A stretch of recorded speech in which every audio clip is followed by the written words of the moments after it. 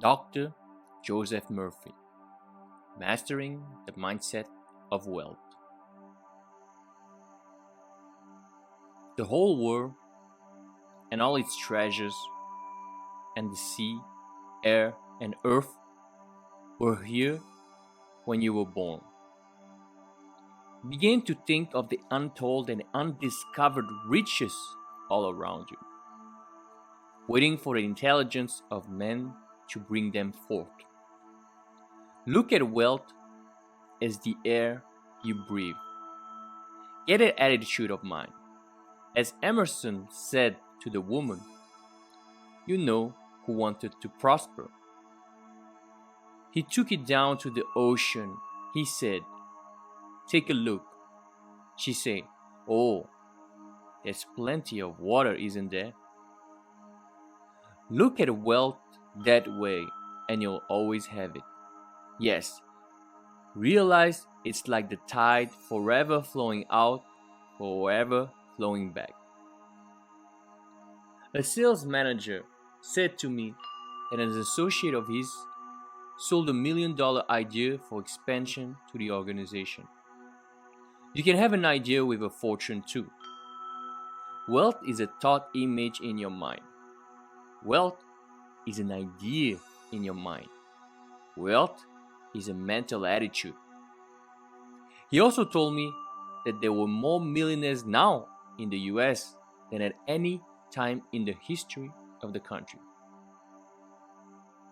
You can have an idea worth a fortune. Yes, you can. Moreover, you are here to realize the imprisoned splendor within you and surround yourself with luxury, beauty, and the riches of life. He learned that it is necessary to have the right attitude towards money, wealth, food, clothing, all these things. When you really make friends with wealth, you will always have a surplus of it. It is normal and natural for you to desire a fuller, richer, happier, and more wonderful life. Look upon money as God's idea of maintaining the economic health of the nation, of the nations, of the world. When money is circulating freely in your life, you are economically healthy. In the same manner as when your blood is circulating freely, you are free from congestion. Begin now to see money in its true significance and role in life as a symbol of exchange. That's all it is. It has taken many forms down through the ages. Money to you should mean freedom. From what? It should mean beauty, luxury, abundance, and security and refinement. You are entitled to it. Being poor is a disease. You know, I had someone, she actually disliked money. You know, she referred to money as filthy lucre. The early days where somebody told her that money is evil, or the love of money is the root of all evil, and all these things without any understanding at all.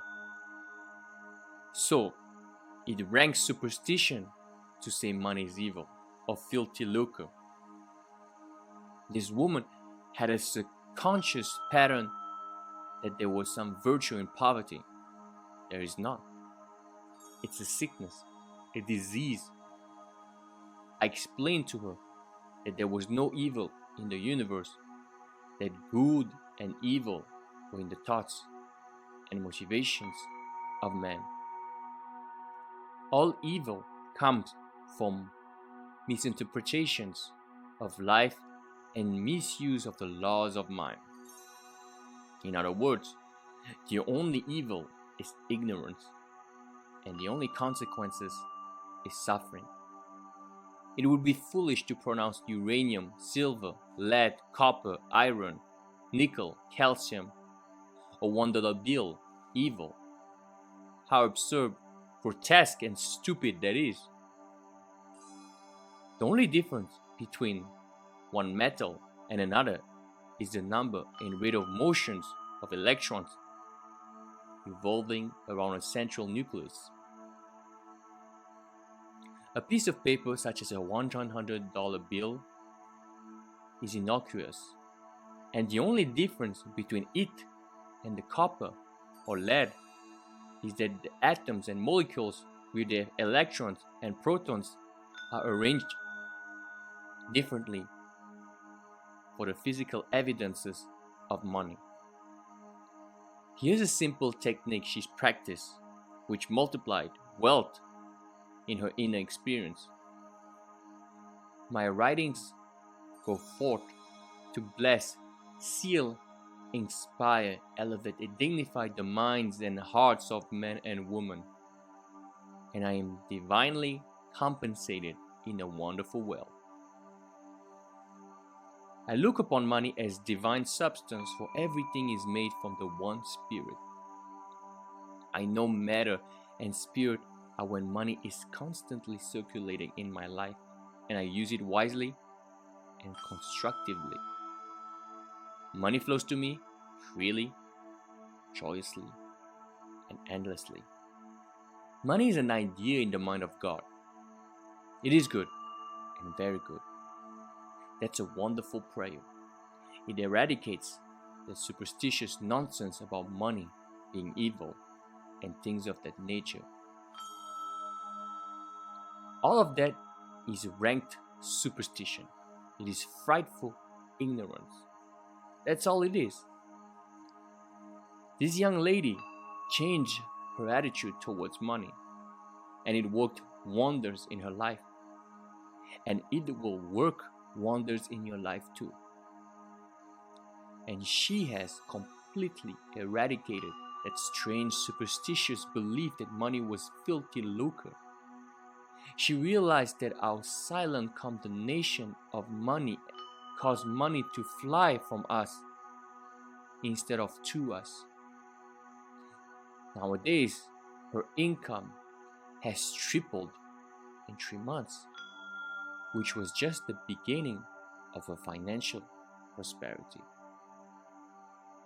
Some years ago, I talked with a clergyman who had a very good following.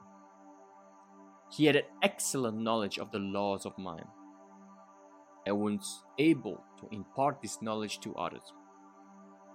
But he could never make ends meet. He had what he thought was a good alibi for his plight by quoting from Timothy, "For the love of money is the root of all evil." That's in the book of Timothy, in the 6th chapter, verse 10. Forgetting what followed in the 17th verse of the same chapter.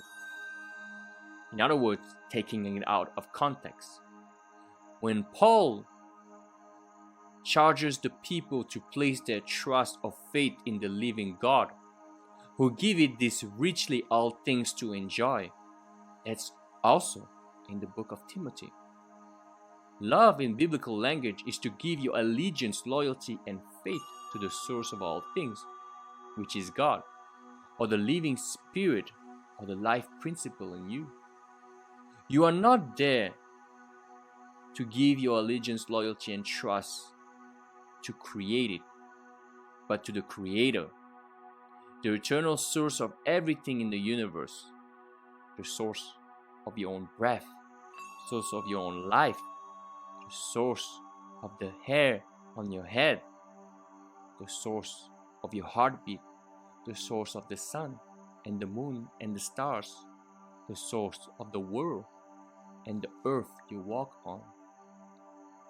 If a man says, "All I want is money, nothing else," that's my God and nothing but money matters, he can get it, of course. But we are here to lead a balanced life. Men must also claim peace, harmony, beauty, guidance, love, joy, wholeness in all phases of life. How can you live without courage, faith, love, goodwill, joy in this world today? Nothing wrong with money. It's just another thing in the world. But that's not the sole aim in life. To make money the sole aim in life would constitute an error or wrong choice. There wouldn't be anything else. We're all here to give and give our talents to the world.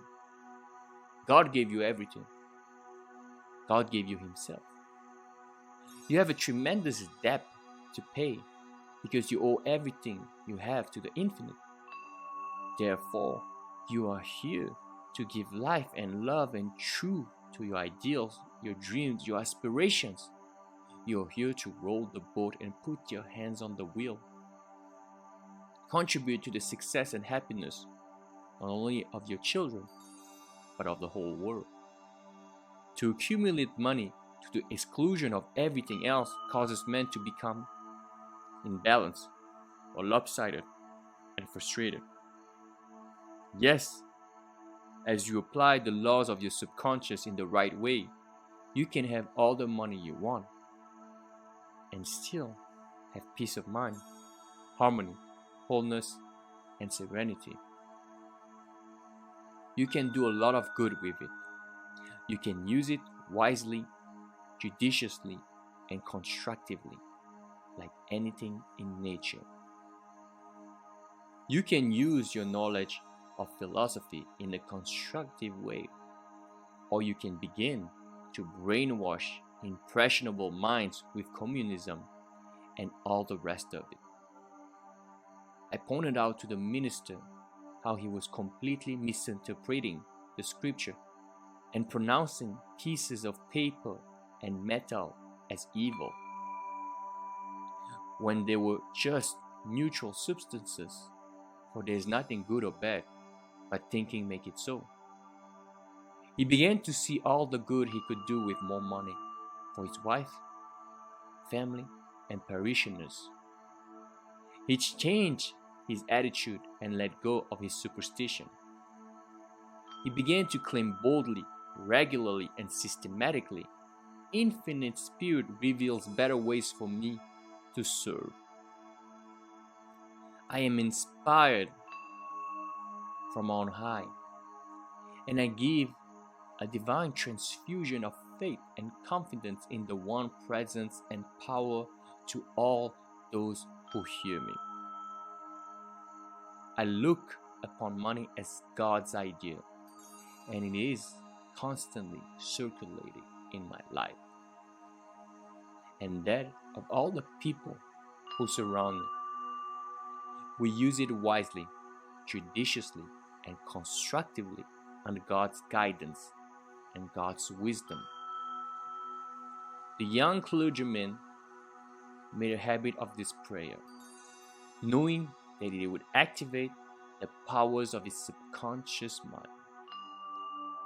Today, he has a beautiful church which he wanted, the people who built it for him. He has a radio program and has all the money he needs for his personal, worldly, and cultural needs. I can assure you he no longer criticizes money. If you do, it will fly away from you, because you are condemning that which you are praying for. Now, follow this technique which I'm going to outline for you, and you will never want for wealth all the days of your life. For it is the master key to wealth. The first step is to read it out in your mind that God principle or the living spirit is the source of the universe, the galaxies in space, and everything you see. Whether you look at the stars in the skies, the mountains, the lakes, the deposits of the earth and the sea, or all animals and plants, the life principle gives birth to you, and all the powers, qualities, and attributes of God are within you. Come to a simple conclusion that everything you see and are aware of came out of the invisible mind of the infinite, or the life principle, and that everything that man has invented, created, or made came out of the invisible.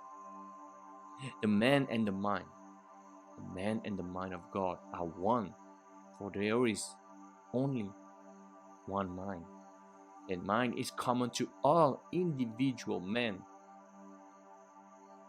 Everyone has an inlet and an outlet to all that is come now to a clear-cut decision that God is the source of your supply of energy, vitality, health, creative ideas, the source of the sun, the air you read and breathe, the apple you eat and see, and the money in your pocket. But everything is made inside and out of the invisible. It is as easy for God to make you wealthy as it is to become a blade of grass or a crystal of snow. The second step, decide now to engrave in your subconscious mind the idea of wealth. Ideas are conveyed to the subconscious by repetition, faith, and expectancy. By repeating a thought pattern, not an act over and over again, it becomes automatic, and your subconscious, being compulsive, you'll be compelled to express wealth. The pattern is the same as learning to walk, swim, play the piano, type, or drive a car. You must believe in what you are affirming. It's not mumbo jumbo. It is not futile affirmations. You must believe in what you're affirming, like you believe that when you put seeds in the ground, they grow after their kind. And the seeds or thoughts deposited in your own subconscious mind. Realize that you are affirming like the apple seed you are depositing in the ground, and they grow after their own kind. You can imagine the seeds going from your conscious to your subconscious mind and being reproduced on the screen of space. By watering and fertilizing the seeds, you accelerate their growth. Know what you are doing and why you're doing it. You're writing it with your conscious pen and your subconscious mind. Because you know well, is walk down the street and you see it. Can you count the flowers along the road? Can you count the sounds on the seashore? Can you count the stars in the sky? Can you count the wealth that you're walking on? Yes, underneath you is maybe gold, oil, silver, uranium. Do you ever think of the riches of the sea, the soil, the air? So repeat the third step. Repeat the following affirmation for about 5 minutes, night and morning. I am now writing in my subconscious mind the idea of God's wealth. God is the source of my supply. All I know is that God is life's principle within me, and I know that I'm alive. And all my needs are met at every moment of time and point of space. God's wealth flows joyously and seamlessly into my experience. And I give thanks for God's riches forever circulating in my experience. Step 4. When thoughts of lack come to you, such as I can't afford that trip, or I can't meet that note in the bank, or I can't pay that bill, never, ever finish a negative statement about finances. This is mandatory. Reverse it immediately in your mind by affirming God is my instant and everlasting supply, and that bill is paid in divine order. If a negative thought comes to you 50 times in 1 hour, reverse it each and every time by thinking and affirming, God is my instant supply, meeting that need right now. After a while, the thought of financial lack will lose all momentum, and you will find your subconscious is being conditioned to wealth.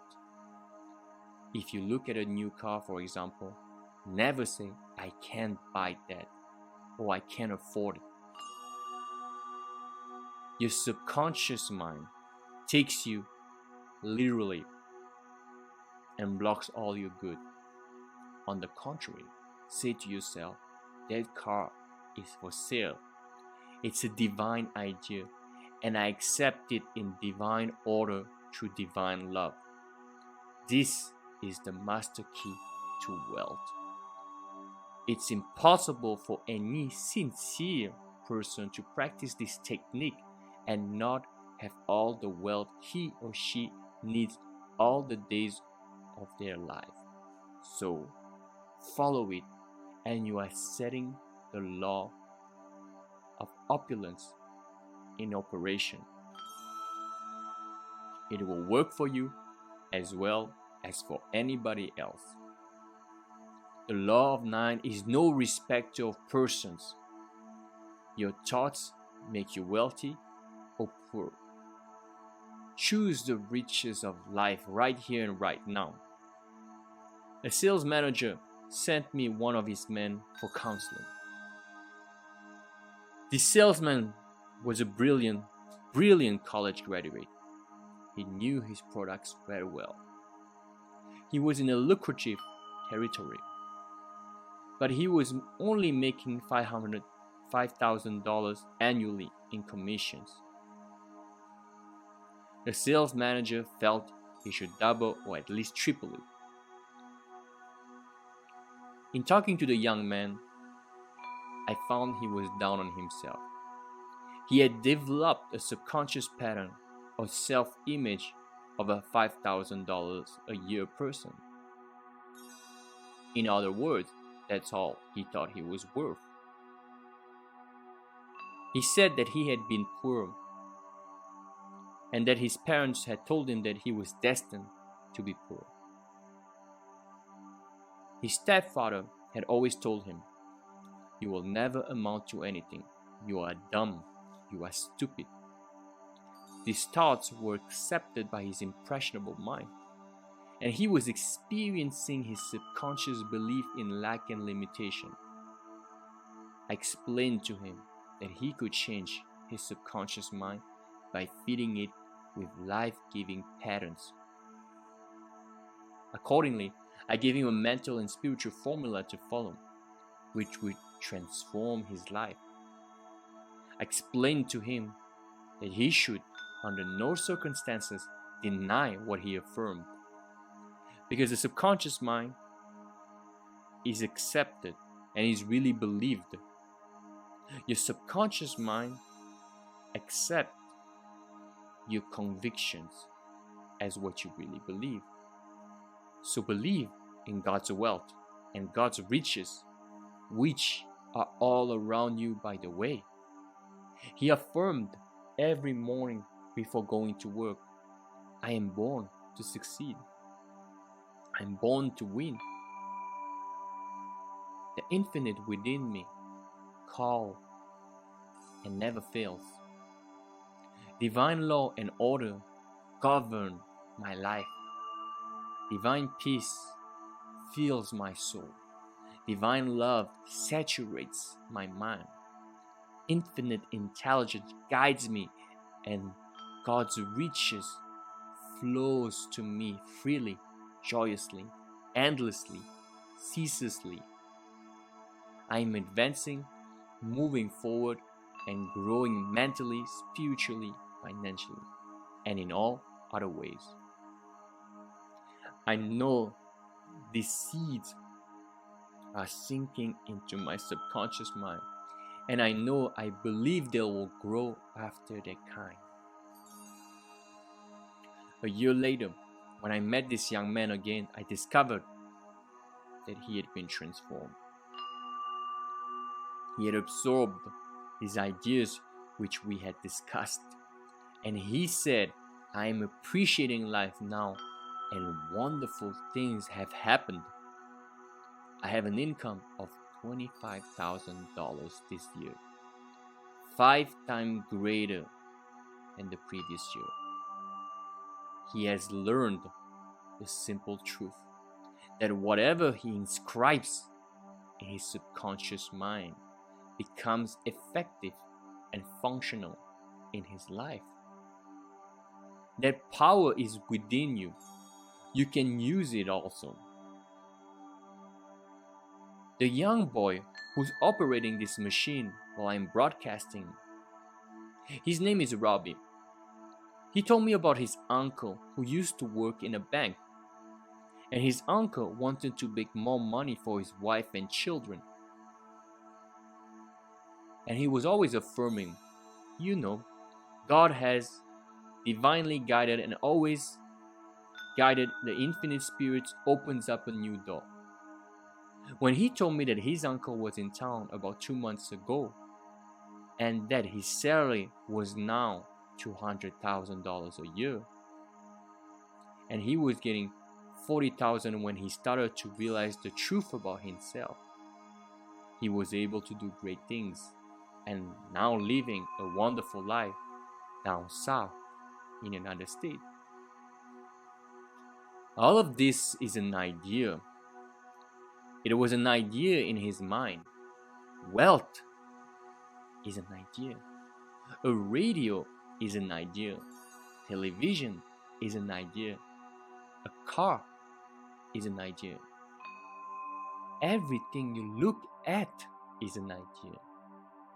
Suppose you destroyed all the cars in the world due to some holocaust. Well, an engineer could run them off, couldn't they? And would have millions of them in no time. Use the following meditation for assurance and achieving financial wealth. Though it made it stemmed to have dominion of the works of the hands, I know that my faith in God determines my nature. My faith in God means my faith in all things that are good. I unite myself now with true ideas, and then I know the future will be the image and likeness of my habitual thinking. As a man thinketh in his heart, so is he. From this moment forward, my thoughts are on whatsoever things are true, whatsoever things are honest, whatsoever things are just, whatsoever things are lovely and of good report. Day and night I meditate on these things, and I know the seeds which are taught, which I habitually dwell upon, will come and will become a rich harvest for me. I am the captain of my soul. I am the master of myself. For my thought and feelings are my destiny. You see, prayers and affirmations are not for the purpose of changing God or the living spirit or the life principle or influencing the divine. God is the same yesterday, today, and forever. You don't change God, but you are aligning yourself mentally with that which was always true. You don't create harmony. Harmony is. You don't create love. God is love. Love of God is within you. You don't create peace. God is peace. God indwells you, but you must claim that the peace of God floods your mind. You must claim the harmony of God is in your home. Your harmony Harmony is in your pocketbook, in your business, in all phases of your life. All of God is available to each of us. Our prayers and affirmations are for the purpose of bringing our own mind to the point where we can accept the gifts which we were given from the foundation of time, for God is the giver and the gift. Oil was in the ground before you were born, before any man walked the earth. So was gold and silver, uranium, lead and copper, and all of the metals that we use today. They were all there. Didn't it take a little intelligence of the mind of man to find these things? Yes. So if you send two men to Utah, and one man is a geologist, or he may be also a mineralogist, and he finds nothing. Another man goes, and the first 5 minutes he finds the vein of uranium or silver in the same territory, in the same land. Where was the wealth? The wealth was in the mind of the second man. He believed in a guiding principle. The other fellow found nothing. He was walking on it. So, there is a guiding principle that will lead you, as this man was led to find gold and silver and oil and lead to all those things. We don't need to work on conditions. We need only to work on ourselves. The only place where we can cure our lack and limitation is in our own mind. Be transformed by the renewing of your mind. When we have done it there, we shall find that the world, your body, or environment and conditions will be a reflection of your inner state of mind. Whatsoever things he asks for when he prays, believe that you receive them and you shall have them. That is the basis of all successful prayer, whether for the healing of our bodies, for prosperity, success, for achievement, or for material benefits. Once you convince your deeper mind that you have the thing you want, it will proceed immediately to bring it to pass. You might say to me, how can I convince my deeper mind, my subconscious, that I have the riches or any other good thing, when my common sense tells me that bills are piling up, creditors are after me, the bank is calling up to pay for the mortgage and for the money owed, and so on? You can't if you keep thinking about debts and obligations and how much you owe. You'll only magnify your misery. But here is the truth about the laws of your mind. Your deeper mind accepts as a fact whatever you repeat to it in convincing tones. Often enough, just the same as you learn to walk, you had a thought pattern, an act, or there's a swimming or walking or playing tennis or golf, and you repeat it over and over again. You knew what you were doing and why you were doing it. You want to learn to walk. You want to learn to dance. You want to learn to swim. So finally, your subconscious has stimulated the pattern, didn't it? And then you swim automatically. You walk automatically. The same procedure in praying for wealth or anything else. Once your subconscious accepts the statement, as it proceeds to do everything possible to bring riches to you. Now, that's the whole purpose of affirmations, so that you convince yourself of the truth that which you affirm. Then your deeper mind will bring these things to pass. Many men say to me, all I got is an affirmation from someone, and it said, I am rich and prosperous. Now I am successful and I am very wealthy. That affirmation, he said, succeeded in making me much more aware of my need. Because you see, he believed more in poverty and lack than he did in the riches all around him. So when I explained to him, I said, you must turn away from that pattern and come back. Change your belief. Your subconscious accepts what you believe. I said, look around and realize that God created you in the whole world. It's an invisible spirit within you. Everything is made inside. It started your heartbeat. It's the air you breathe, the water you drink, is the fruit that you eat. And therefore, turn away and turn within and change that and say, I recognize the eternal source of my supply. God is the source of my supply. All my needs, spiritual, mental, material, or method, every moment of time and point of space are being given to me by God's mind. And God's wealth is circulating in my life, and there's always a surplus. So by the end, I'm advancing, moving forward, and growing spiritually, mentally, materially, financially, intellectually, in every way. And all things be ready if the mind believe. Before they are called upon, I will answer. I will hear on how I love thy law. Let it be my meditation both day and night. And the law is, I am what I contemplate. I am what I believe myself to be. According to my faith, is it dawned upon me.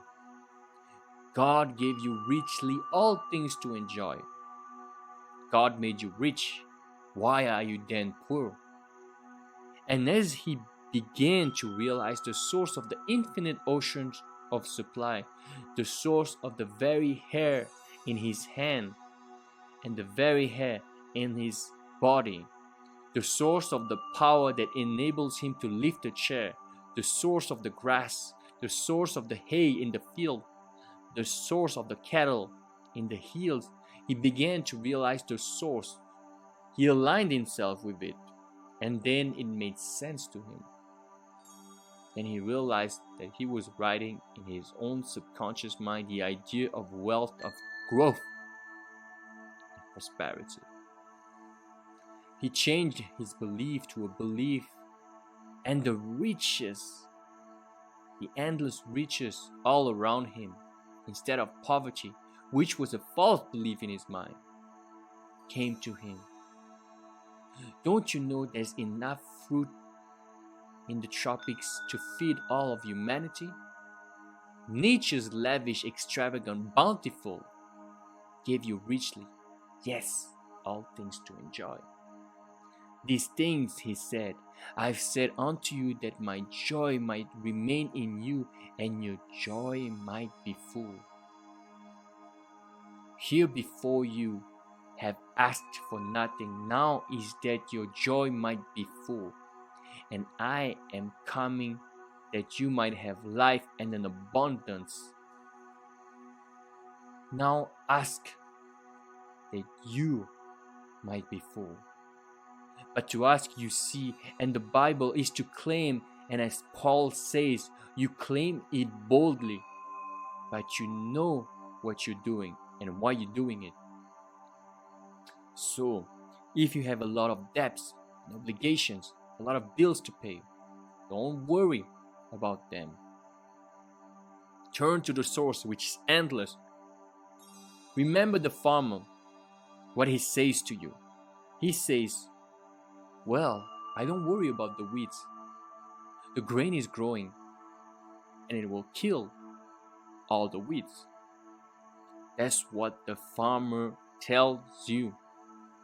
Likewise, as you focus on your good and guidance and right action on the eternal source of your supply, whether it is mental or spiritual or financial,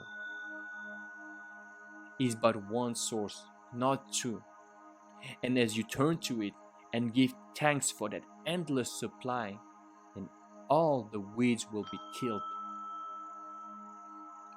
Thoughts of lack and limitation will die in you, and God will multiply your good exceedingly. Joy into your life. Pray for joy by claiming it. The joy of the Lord is my strength, the Bible says. Repeat that to yourself, and after a while, you'll be amazed what will happen to your bloodstream and to the general circulation. Don't keep analyzing or grating your teeth about it. Just know that joy is in life. The expression of life doesn't work like a horse at it. Use no willpower, no muscle power, no blood vessel. Nothing of this sort is involved. Everything is mental and spiritual therapeutic technique.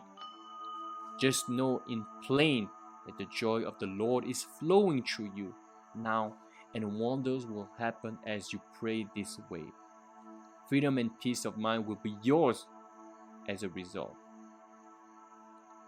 If you have peace of mind, you will have peace in your pocketbook and your home and your relationship with people, for peace is the power of the heart of God.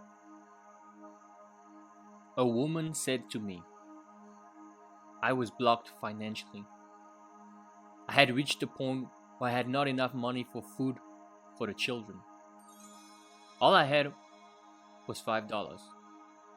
I held it in my hand and said, God will multiply this exceedingly according to his riches and glory. And now, filled with the riches of the infinite, all my needs are met instantaneously, now, on all the days of my life. You don't gain the ear of God by vain repetitions. No, you must know what you're doing and why you're doing it. You must know that your conscious mind is a pin, and you're writing something and grieving something in your subconscious mind. And whatever you impress your subconscious mind with will be expressed on the screen of space. It will come forth as form, function, experience, and events, good or bad. So, make sure you plant that which is lovely and of good rapport. She said, I affirmed that all my needs are instantaneously met now and all the days of my life for about a half an hour. And a great sense of peace came over me. I spent the $5 freely for food.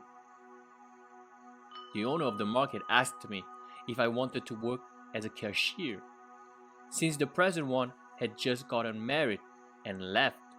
I accepted it, and shortly afterwards, I married the owner, my boss, and we have experienced and are experiences all the riches of life. This woman looked at the source. She didn't know how our prayers would be answered, because you never know the workings of the subconscious. She believed in her heart, and the blessings of the infinite follow. To believe is to live in the state of being it. It also means to be alive to the eternal truths.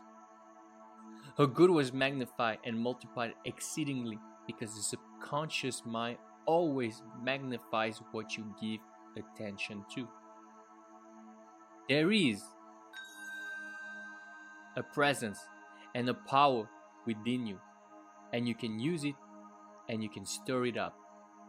As Paul said, the gift of God within you. For God is the giver and the gift, and everything has been given to you, and therefore you can tune in and claim guidance, right action, beauty, love, peace, abundance, security. You can say to yourself, well, God's idea unfold within me, bringing me harmony, health, peace, and joy. If you're in business, you're a professional man, you're an artist, you're an inventor, just sit down quietly and say, God reveals to me new creative ideas, original, wonderful ideas which bless humanity in countless ways. And then watch the wonderful ideas come to you, and they will come because you call, it will answer. Remember what it says in the Bible: call upon me, I'll answer you. I'll be with you in trouble. I'll set you on high because you know my name. And then the name means the nature, or the nature of infinite intelligence is responsiveness. Call, the response comes. Constantly affirm, feel, and believe that God multiplies your good exceedingly, and you will be enriched every moment of the day spiritually, mentally, intellectually, financially, and socially. For there is no end to the glory of man for his daily living. Watch the wonders that will happen as you impress these truths in your subconscious mind.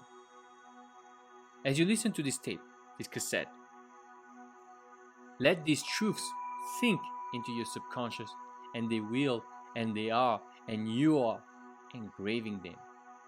And the more often you do this, well, the quicker you'll be impregnated with those truths in your deeper mind.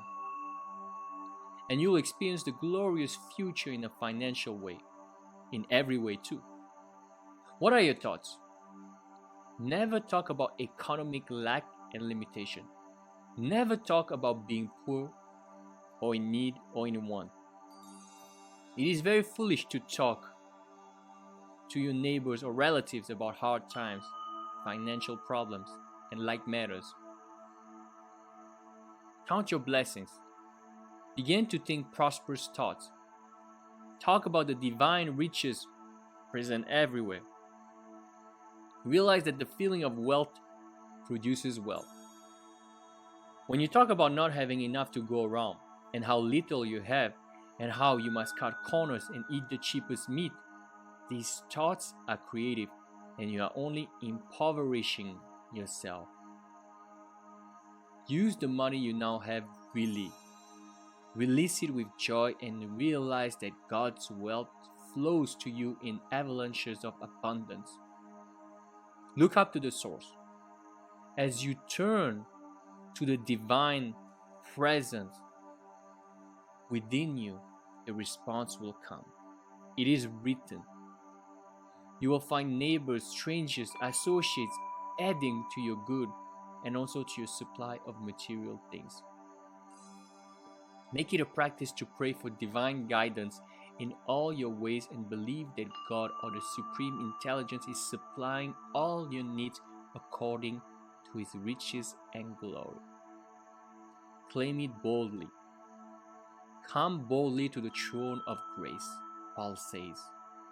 And grace, when it's removed from its mystique, is simply the mathematical, orderly reflection of your habitual thinking and imagery. In other words, there's a supreme intelligence that responds to your conscious thinking and imagery.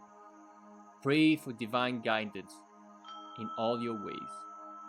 As you make a habit of this attitude of mind, you will find the invisible law of opulence can and will produce visible riches for you.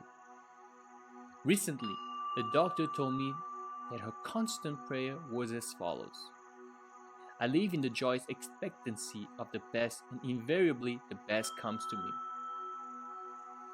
My favorite Bible verse, she said, with which I saturate my mind, is He giveth to all life and breath and all things.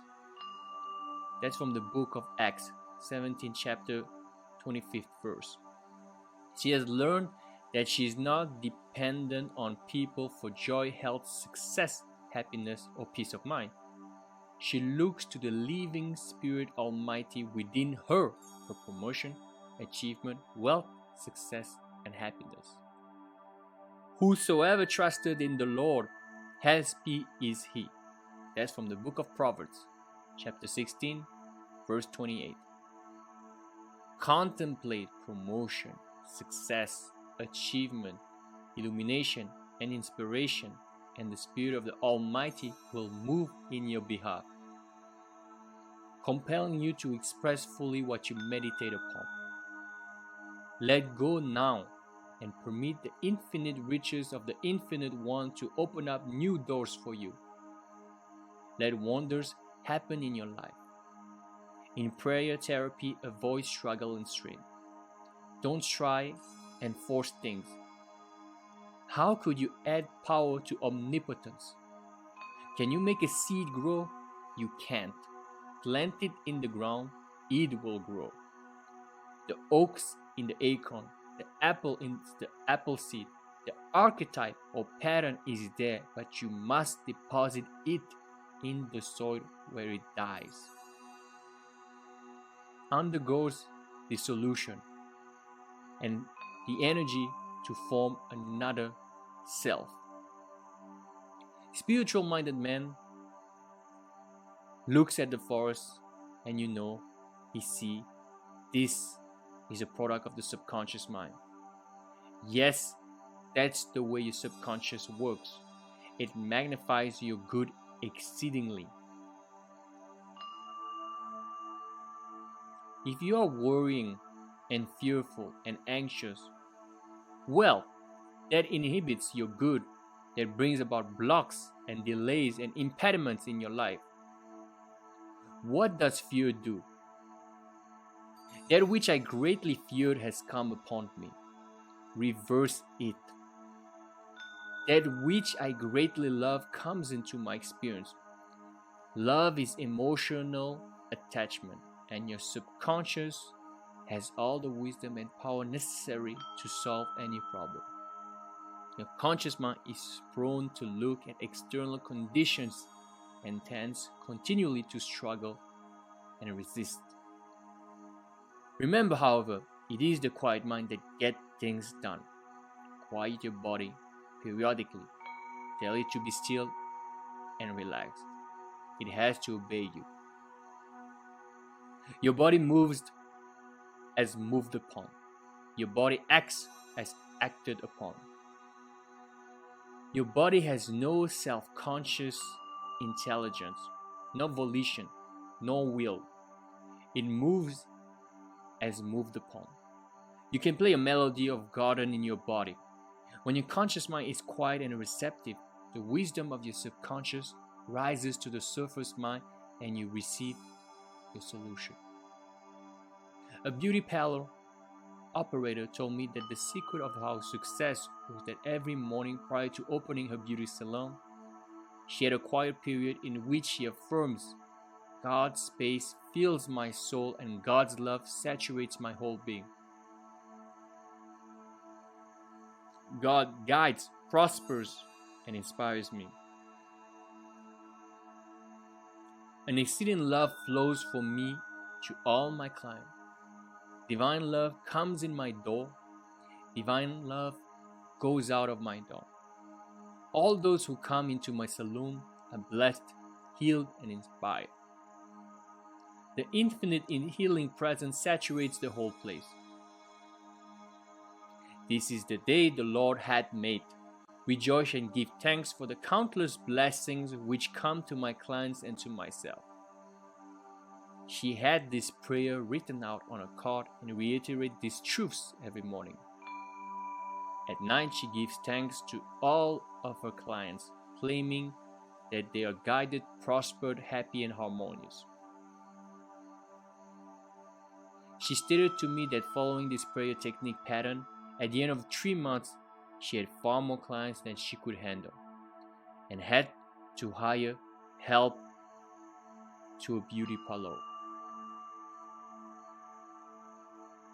The sales manager told me that he had been fired because of excessive drinking on the job. And because of being involved with one of the secretaries in the office, he was very distressed, dejected and worried about his wife, his income, and his future. In talking with his wife later, I discovered that she was a chronic nagger and that tried unsuccessfully to dominate and control her husband. She was abnormally jealous and very possessive, and she clocked him every evening, creating a scene if he were not at home at a certain hour. He was emotionally and spiritually immature and did not handle the matter at all constructively. He deeply resented her nagging and clogging of his arrival at home, and retaliated by drinking and becoming involved with another woman. He said to me, I just wanted to get even with her. Both of them agreed it takes two to make a golden marriage. It takes two to prosper. If a husband and a wife will agree, prosperity and success and harmony will come. They'll all have the money they need to do what they want when they want to do it. And when you have all the wealth you need to do what you want to do, when you want to do it, you are as rich as Croesus. Both of them agreed to start a prayer process night and morning, realizing that as they prayed for each other, there could possibly be no bitterness, hostility, or resentment, as divine love casts out everything unlike itself, and it does. She prayed night and morning as follows. My husband is God's man. God is guiding him to his true place. What he is seeking him back. Divine love fills his soul. Divine peace fills his mind and heart.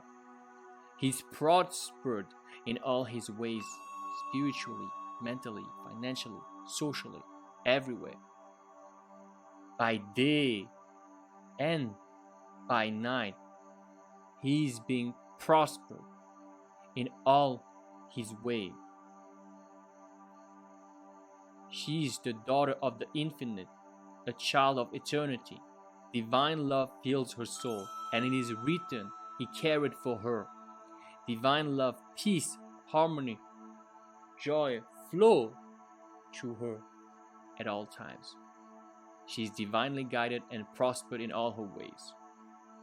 That is the other prayer that the husband would say for his wife. As both of them became relaxed and peaceful about the situation, they realized that only good can come out of this situation.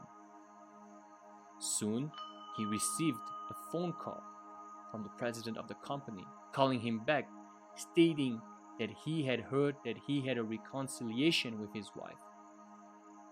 And at the same time, he praised him for his past achievements and accomplishments for the organization.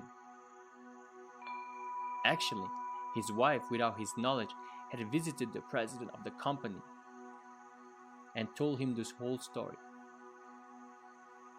She told how they are now praying together. He was impressed, and she and her husband discovered it very quickly, the riches of scientific prayer, for the riches of the infinite within you. You can know if you have succeeded in prayer by the way you feel. If you remain worried and anxious, if you are wondering how, when, and where, or through what source will your answer come, you are meddling. This indicates that you do not really trust the wisdom of your subconscious. Avoid nagging yourself all day long, or even from time to time.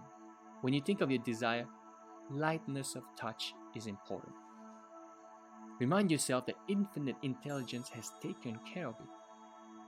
And divine order, far better than you can by tenseness of your conscious mind, will bring forth your desire. For example, if you say, well, I need $5,000 by the 15th of this month, or the judge must make a decision for me by the first of the month. Otherwise, I lose my home, my mortgage, and so on. That's fear and anxiety. That's intention. What will that do? Bring blocks, delays, impediments, and difficulties into your life. Always go to the source. Remember, and peace and confidence shall be your strength. When you're anxious and tense and worried, that will not bring about prosperity or peace of mind or health or anything. Go back to the source. Come to a place of absolute rest of your mind and say to yourself and repeat these truths. It is done unto me as I believe. All things be ready if the mind be ready, which means all I have to do is ready my mind to receive the benediction, the guidance, the wealth, the answer, the solution, the way out. According to my faith is done unto me. Go thy way, thy faith had made the whole. Go in peace, thy faith had made me whole. And all things are ready if the mind be ready. The light of God shined in me. The peace of the everlasting God fills my soul, and quietness and confidence shall be my strength. God gave me richly all things to enjoy. With God, all things are possible. Repeat the simple truths. Say that the Lord is my shepherd. I shall not want. He maketh me lay down in green pastures. He leadeth me beside the still waters. He restores my soul. When I call upon him and he answers me, he'll be with me in trouble. He set me on high because he knows my name. God is my everlasting supply and ever-present help in times of trouble. Repeat these truths. Repeat the psalm like the 23rd and 91st psalm, and go over these psalms quietly, peacefully, and lovingly. You will get to a point of rest and peace of mind. And you realize that God is never late. That God is your instant and everlasting supply, guiding and directing you, revealing to you everything you need to know, opening the door for you, revealing to you the solution, and God's riches are circulating in your life, and there's always a surplus. Then, when you act that attitude of, by the way, you will open up, the dawn will ap you, and the shadows will flee away. But you won't get an answer by worrying, and fear and tension and anxiety will not help you. They will only attract more lack, more difficulties. Go to the exit. Go back to the source. Repeat the truth. Dwell upon these truths of God, such as God is absolute peace, absolute harmony, boundless wisdom, infinite intelligence, the ever-living one, the all-wise one, the all-knowing one, the self-renewing one. He knows all and sees all, the source of all blessings. That will quiet your mind. That will give you peace. And when the mind is at peace, it always gets the answer. And you will have the confidence and the strength. So learn to let go and relax. Do not give power to the externals or conditions. Get power and allegiance to the infinite presence and power within you. The swimming instructor tells you that you can float on the water, which will support you if you remain quiet, still, and at peace. But if you get nervous, tense, fearful, you will sink. When you are seeking wealth, prosperity, success, or spiritual healing, or anything, feel that you are immersed in the holy omnipresence. You know, like you feel like you are in the ocean or swimming in a golden river of life. Love, truth, and beauty are flowing through you now. Transform your whole being into the pattern of harmony, love, peace, and abundance. Feel yourself swimming in the great ocean of life. That sense of oneness will restore you, for He restored my soul. The following meditation will bring many wonderful things into your life. Listen to it and say these truths are sinking into my subconscious mind.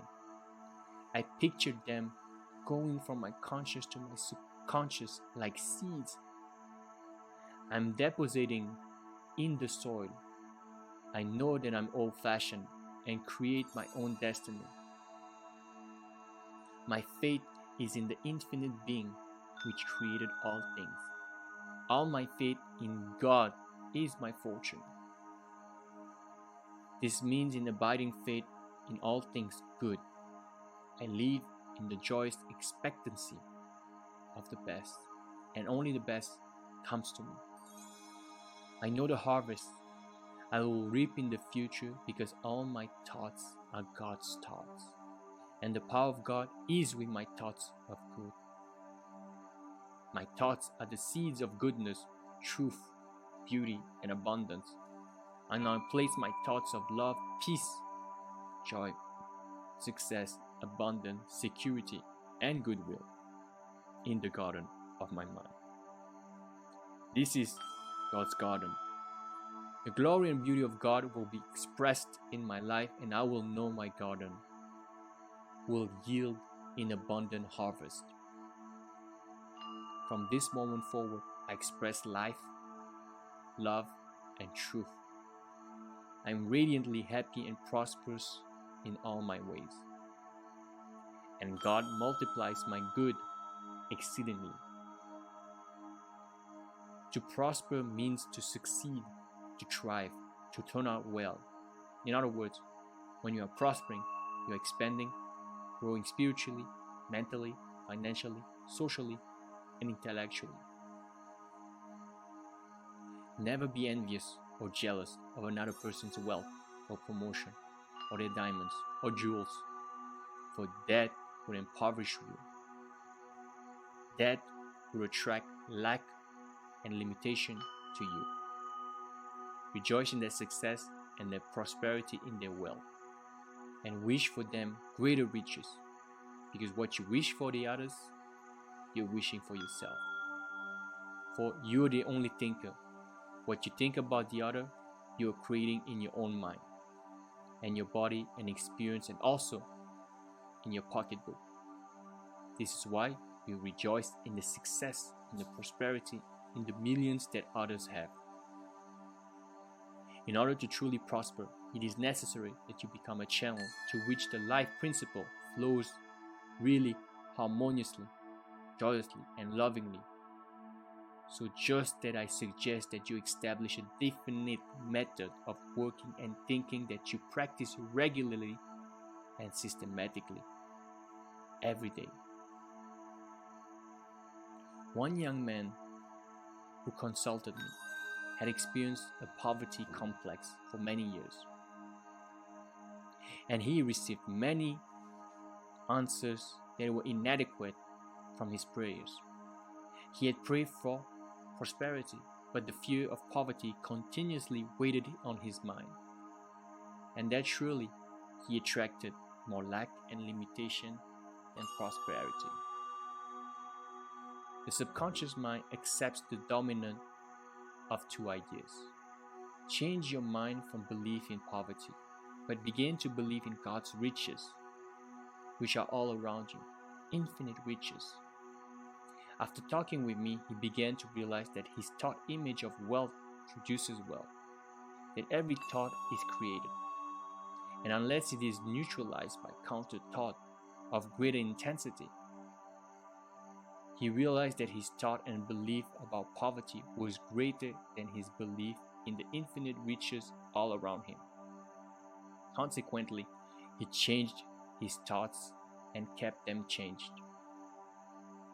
I wrote out a prosperity prayer for him as follows, and I hope will benefit you as well. I know there's only one source. This is the prayer, the life principle, the living spirit, from which all things flow. He created the universe and all things that are contained in it. I am a focal point of the divine presence. My mind is open and receptive. I am free flowing as a channel for harmony, beauty, guidance, wealth, and the riches of the infinite. I know that wealth, health, and success are released from within and appear from without. I am now in harmony with the infinite riches within and without. And I know these thoughts are sinking into my subconscious mind and will be reflected on the screen of space. I wish for everyone all the blessings of life. I am open to receive divine riches spiritually, mentally, and materially, and they flow to me in avalanches of abundance.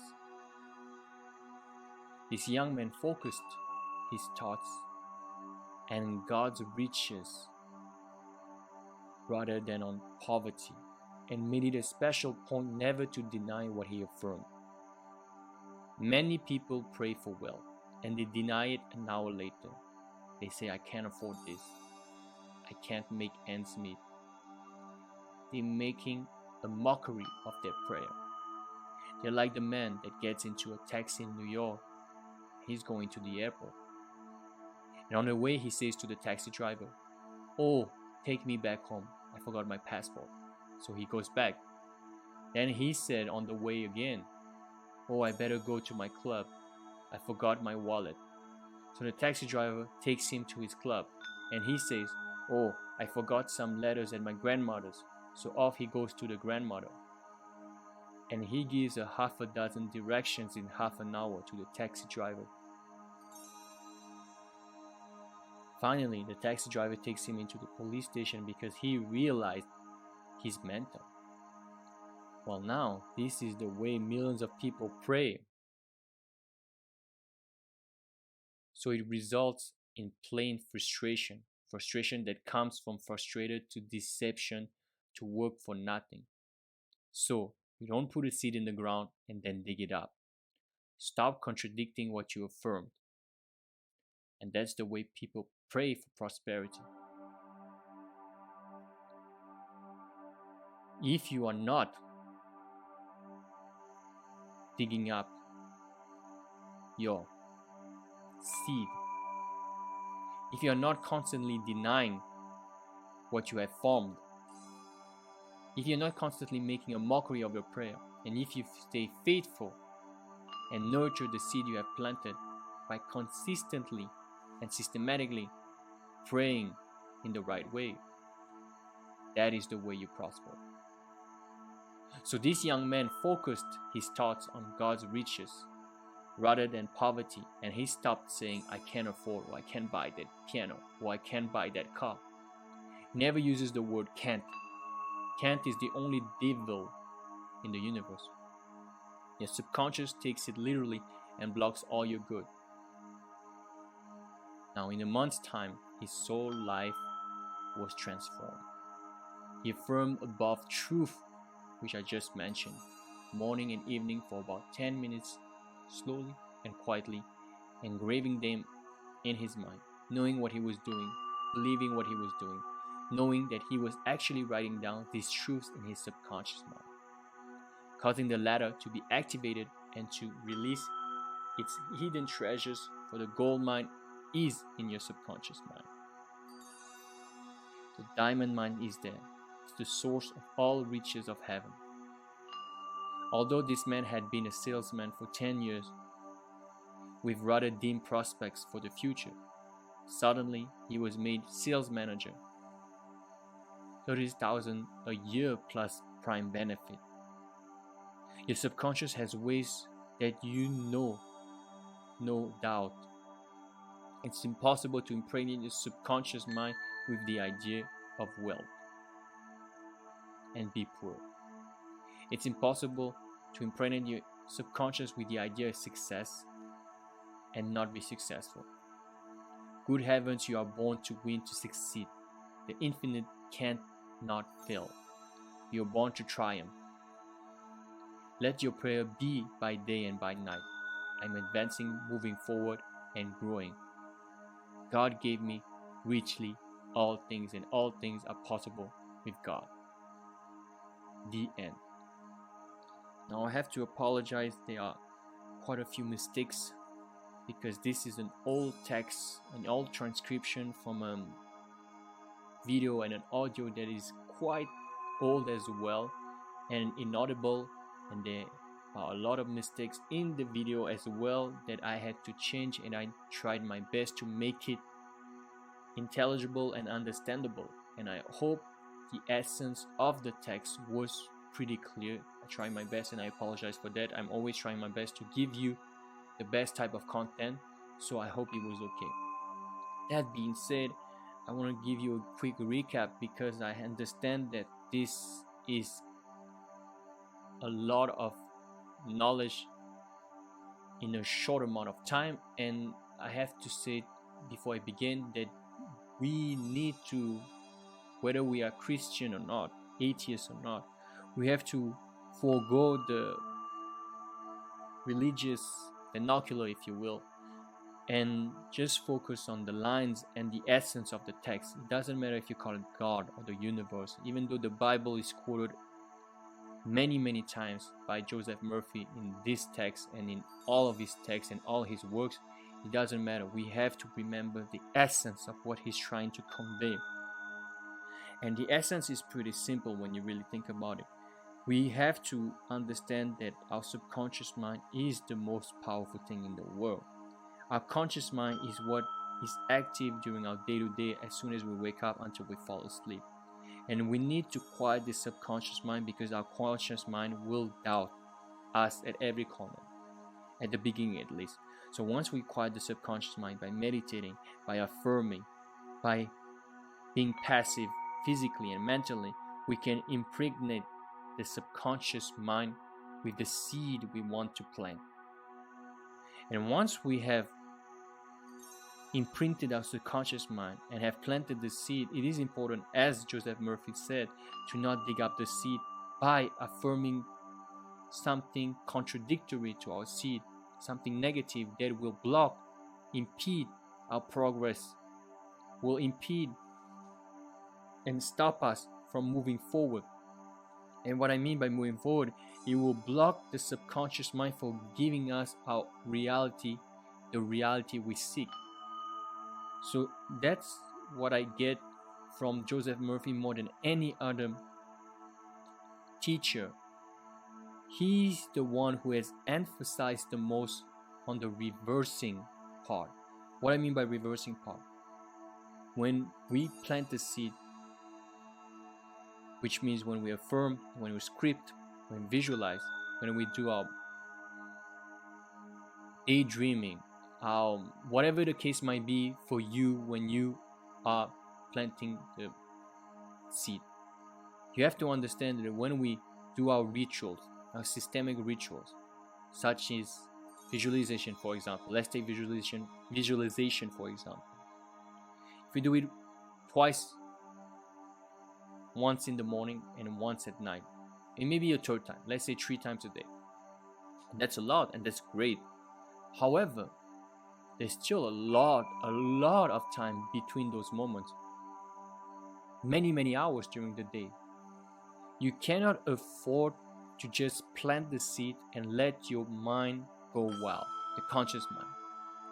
And in the beginning, generally speaking, once you plant the seed, you'll be tested by your conscious mind, because the conscious mind will try to doubt you at every corner. So it is important to the best of your ability to reverse each and every single negative thought. And I'm not even joking. That's called a mental diet. And I'm not saying it will be easy. The concept is very simple. It's not easy in practice because it does take time. It does take a honing of one's awareness to make it sharper. By sharper, I mean to make it more crisp in order for the awareness to be there 24/7. To catch those negative thoughts and flip them around. Now, when I say flip them around, this is the ideal case scenario. You have a negative thought, you flip it around with a positive affirmation. Let's say you have a negative thought about money, you flip it with 3 affirmations about prosperity and success. 1 to 3, whatever. You don't have to do it 20 times. Just a couple of them, or even one. Or at the very minimum, the thing you should do, and that's what I learned from the 7-day mental diet by Emmett Fox. You don't dwell on the thought. This is the most important thing. Negative thoughts are completely normal, but if you empower them, they will keep coming back and back and back. That's what Joseph Murphy said. Whatever you place your attention on will be magnified. So when you have those negative thoughts, don't dwell on them and distract yourself from them. Just let go. Go to something else. Do not get attached to it. Do not catch them with your awareness. Yes, catch them with your awareness, then let them go. Catch and release. You see them? It's as if someone would knock on your door and you decide not to let them enter because you don't want their presence. If a friend knocks at your door, you open and invite them and take care of them because they are your guests. They are your welcome guests. If someone is not a welcome guest, such as your negative thoughts, do not open the door. And yes, sometimes those people might knock on the door. Knock on the door many times because they really want you to open. Just do not place any attention to it. And this is something that you have to learn to do by yourself, because I understand, even me at the beginning, how should I not dwell on them? Well, distract yourself. Do something else. Do an affirmation. Just do something else.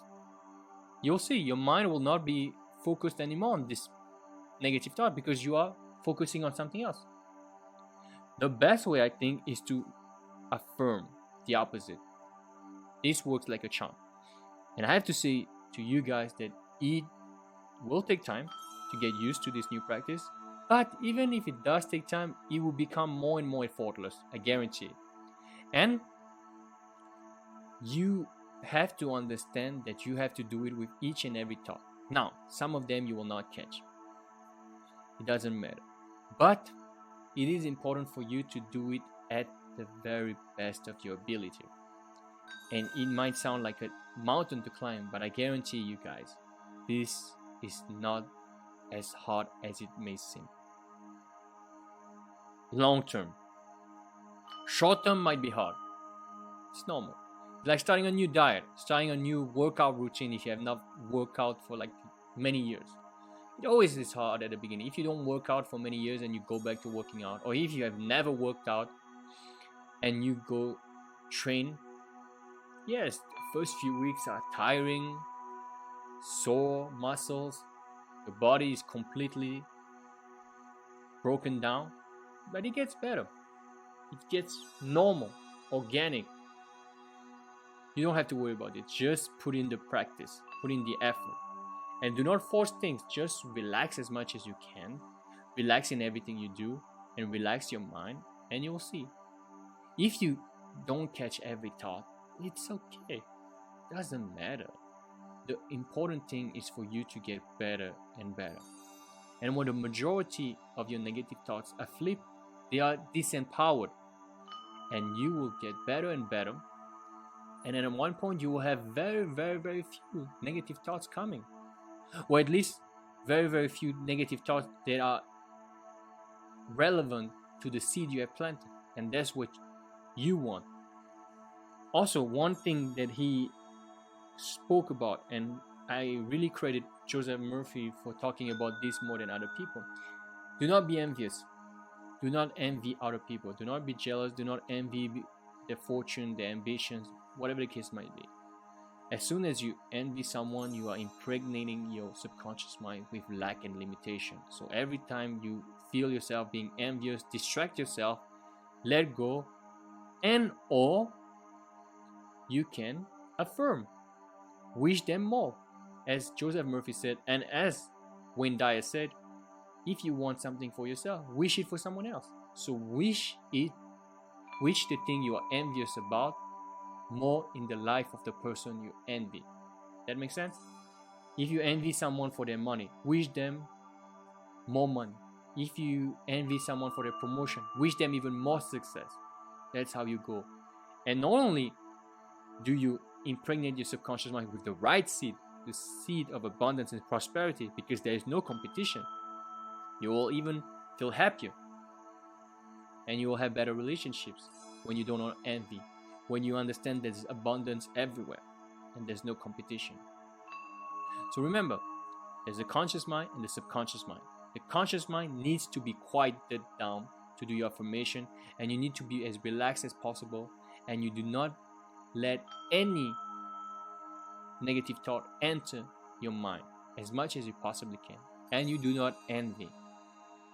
That's the 3 keys of manifesting prosperity and manifesting everything you want, for that matter. That's all I have to say for now. If you have any questions, please leave them in the description box below. I'm very glad to answer them. And I have my short videos on YouTube as well.